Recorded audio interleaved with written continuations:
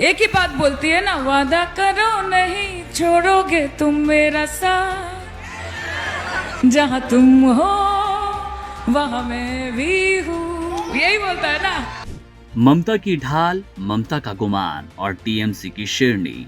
सायोनी घोष आखिर क्यों खफा हुई? सायोनी ने क्यों बदला मूड? सायोनी ने क्यों बदली पार्टी?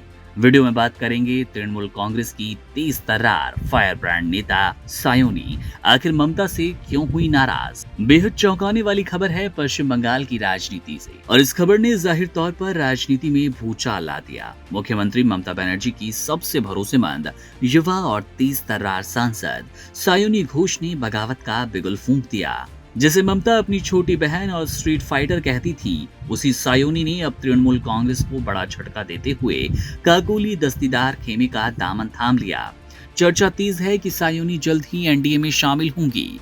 ममता बनर्जी ने जिस नेता के लिए अपनी राजनीतिक जमीन तैयार की, आज उसी ने दीदी के खिलाफ मोर्चा खोलकर उनके भरोसे को तोड़ दिया।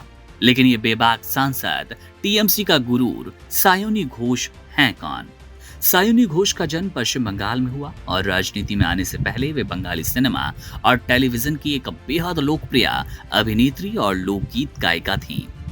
अपनी अदाकारी और सुरीली आवाज के दम पर उन्होंने जनता के बीच एक खास पहचान बनाई। साल 2021 में उनके जीवन में सबसे बड़ा मोड़ तब आया जब खुद मुख्यमंत्री ममता बनर्जी ने उन्हें फोन करके तृणमूल कांग्रेस में शामिल होने का न्योता दिया। सायोनी ने राजनीति में कदम रखा और ममता बनर्जी ने बिना वक्त गवाए उन्हें आसनसोल दक्षिण विधानसभा सीट से टिकट दिया। हालांकि उस चुनाव में वे भाजपा की अग्निमित्रा पॉल से हार गईं, लेकिन इस हार से ममता बनर्जी की नजरों में उनका कद कम नहीं हुआ, बल्कि दीदी का उन पर भरोसा और ज्यादा मजबूत हो गया। ममता बनर्जी ने सायोनी घोष को अपनी ढाल बना लिया। हार के तुरंत बाद सायोनी को टीएमसी युवा विंग का अध्यक्ष नियुक्त किया गया, जो कि पार्टी का एक बेहद रसूखदार पद है।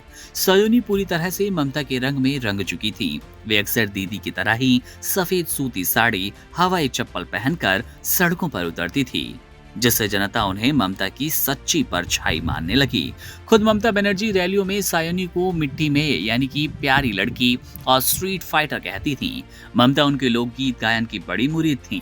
साल 2024 के लोकसभा चुनाव में ममता बनर्जी ने अपनी सबसे प्रतिष्ठित और पुरानी जादवपुर सीट सायोनी घोष को सौंप दी, जहां से खुद ममता ने कभी अपनी राजनीतिक शुरुआत की थी। सायोनी ने यह चुनाव भारी मतों से जीत लिया और संसद पहुंची।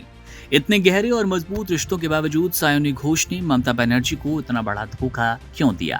ये सवाल इस वक्त पूरी सियासत में गूंज रहा है। अंदरूनी मीडिया रिपोर्ट्स के मुताबिक पार्टी के भीतर चल रही गुटबाजी और काकोली दस्तीदार खेमे के बढ़ते प्रभाव के कारण सायोनी ने अपनी राहें अलग कर ली। पिछले कुछ समय से पार्टी के भीतर वरिष्ठ नेताओं और युवा चेहरों के बीच खींचतान चल रही थी, जिसमें सायोनी ने ममता की बजाय विरोधी खेमे को चुनना बेहतर समझा। उनके इस फैसले ने ममता बनर्जी को गहरे संकट में डाल दिया, क्योंकि सायोनी के पास युवाओं और महिलाओं का एक बड़ा समर्थन आधार है। सायोनी का ये कदम ममता बनर्जी के उस गुरूर पर सीधी चोट है जो कि वे अपनी युवा ब्रिगेड पर करती थी। सायोनी घोष का विवादों से भी पुराना नाता रहा। राजनीति में आने से पहले सोशल मीडिया पर शिवलिंग को लेकर एक विवादित पोस्ट के कारण उन्हें भारी विवाद झेलना पड़ा, जिसके बाद उन्होंने माफी मांगते हुए कहा था कि उनका अकाउंट हैक हो गया। इसके अलावा उनका गाया गीत दिल में काबा आंखों में मदीना काफी चर्चा में रहा।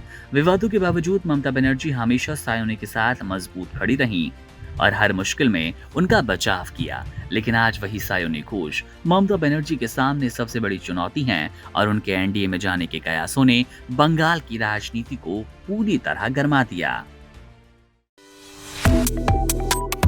Subscribe to One India and never miss an update. Download the One India app now.